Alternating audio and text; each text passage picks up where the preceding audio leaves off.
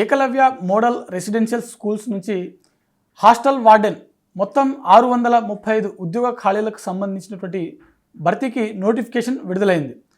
Hostel warden సంబంధించిన పోస్టులు అనుకున్నాం కదా, ఇందులో మనకు మేల్ ఫీమేల్ సంబంధించినటువంటి 2 పోస్టులు ఉన్నాయి.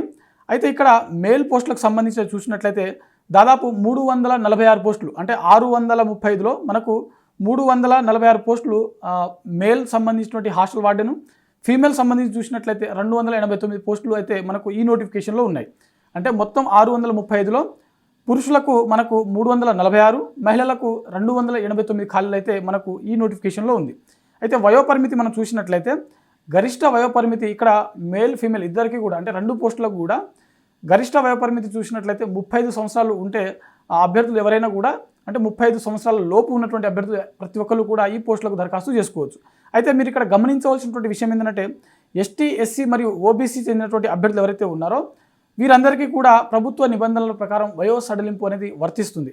అదేవిధంగా ఏకలవ్య మోడల్ రెసిడెన్షియల్ స్కూల్స్లో ఇప్పటికే గినక ఆల్రెడీ ఎంప్లాయీస్ ఉంటే వారికి గరిష్ట వయోపరిమితి వచ్చేసరికి 55 సంవత్సరాల వరకు ఉన్నప్పటికీ కూడా ఈ పోస్టులకు దరఖాస్తు చేసుకోవచ్చు. ఈ పోస్టులకు దరఖాస్తు చేసుకున్నటువంటి అభ్యర్థులకు ఉండవలసినటువంటి కనీస విద్యార్హత చూసినట్లయితే ఏదైనా డిగ్రీ పాస్ అయినటువంటి అభ్యర్థులు ఈ పోస్టులకు దరఖాస్తు చేసుకోవచ్చు. ఇక్కడ అభ్యర్థులు గమనించవలసినటువంటి విషయం ఏంటంటే తెలుగు రాష్ట్రాల్లో మనకు తెలంగాణ కావచ్చు, ఆంధ్రప్రదేశ్ కావచ్చు, హాస్టల్ వార్డెన్కి సంబంధించినటువంటి, అంటే హాస్టల్ వార్డెన్కి సంబంధించిన పోస్టులు ఏవైతే ఉన్నాయో వాటి భర్తీ కోసం విద్యార్హతలు మనకు డిగ్రీతో పాటు బ్యాచిలర్ ఆఫ్ ఎడ్యుకేషన్, అంటే బీఎడ్ కంపల్సరీ ఉండాలి అని చెప్పి నిబంధన పెడతారు. కానీ ఇక్కడ ఏకలవ్య మోడల్ రెసిడెన్షియల్ స్కూల్స్లో వచ్చేసరికి కేవలం బ్యాచిలర్ డిగ్రీ మాత్రమే ఇక్కడ మెన్షన్ చేయడం జరిగింది. సో డిగ్రీ పాస్ అయినటువంటి ప్రతి ఒక్క అభ్యర్థులు కూడా ఈ పోస్టులకు దరఖాస్తు చేసుకోవచ్చు. 35 సంవత్సరాల వయస్సు లోపల ఉన్నటువంటి అభ్యర్థులు మాత్రమే ఈ పోస్టులకు దరఖాస్తు చేసుకోవడానికి అవకాశం ఉందన్నమాట. అయితే దీనికి సంబంధించినటువంటి, ఈ పోస్టులకు సంబంధించినటువంటి దరఖాస్తు ప్రక్రియ ఇప్పటికే మొదలైంది. అయితే అధికారిక వెబ్సైట్లో మనకు దీనికి సంబంధించినటువంటి దరఖాస్తు లింక్ అనేది మనకు అవైలబుల్లో ఉంది.